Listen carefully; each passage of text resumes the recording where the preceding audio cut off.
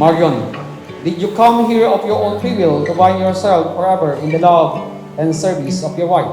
Yes, Father. Knee-jerk reaction is fight or flight. First sign of color, I run and hide.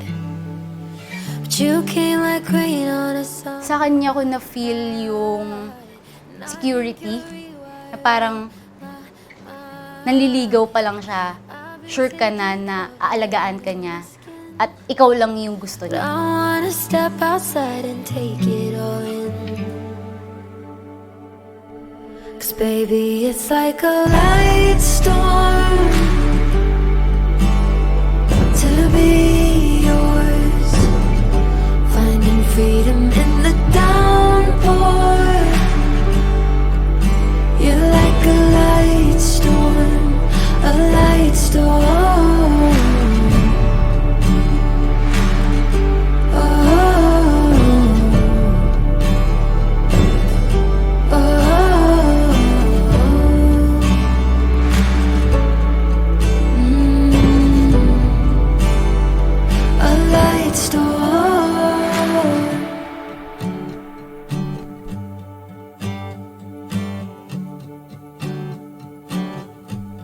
Baby, it's like a light. Since nung bata ka, you always make us proud. Since 5 years old ka pa lang, achiever ka na. Achievement pa talaga yung nag-top ka sa board exam, civil engineering, and we're very so proud of you. Kung sa achievers, itong pinaka-best na achievement.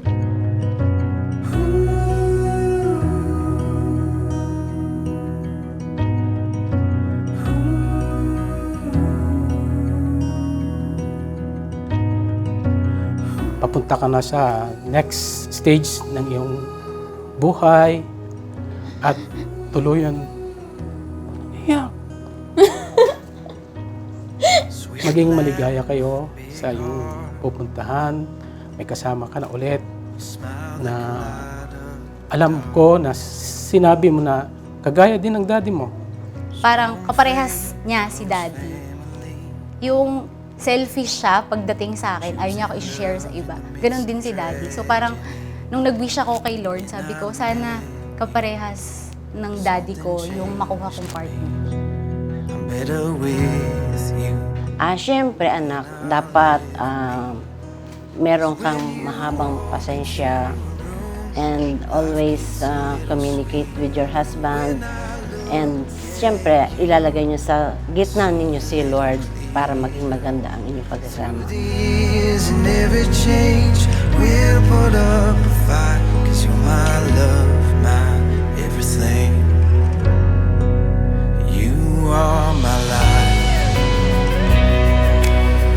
Wala kaming naging big problem. Ano lang, konting pag sinusumpong-sumpong lang ng sungit, ganyan, maaling sa amin. Totoo, magka-class kayo minsan, di ba? That's given.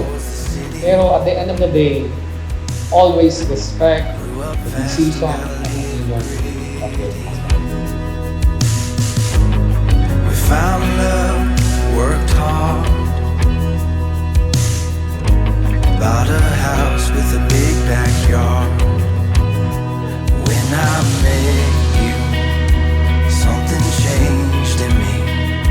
I'm better with you than I'll ever be.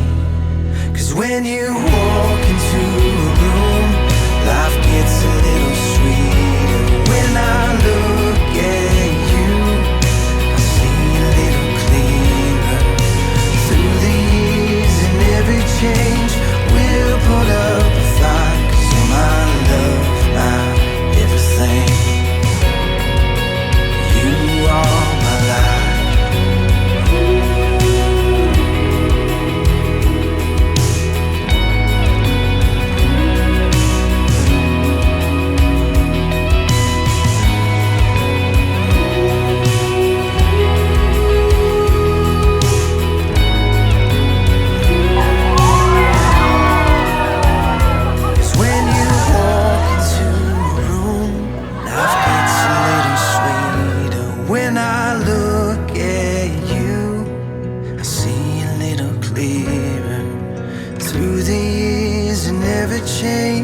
will put up a fight, 'cause you're my love, my everything.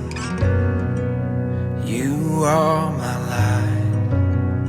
As we start this new chapter of our life, I want you to know that I will continue to support you on your and on our goals. I will continue to write you letters, cook your favorite food, and sing with you. I will love you forever and our future kids.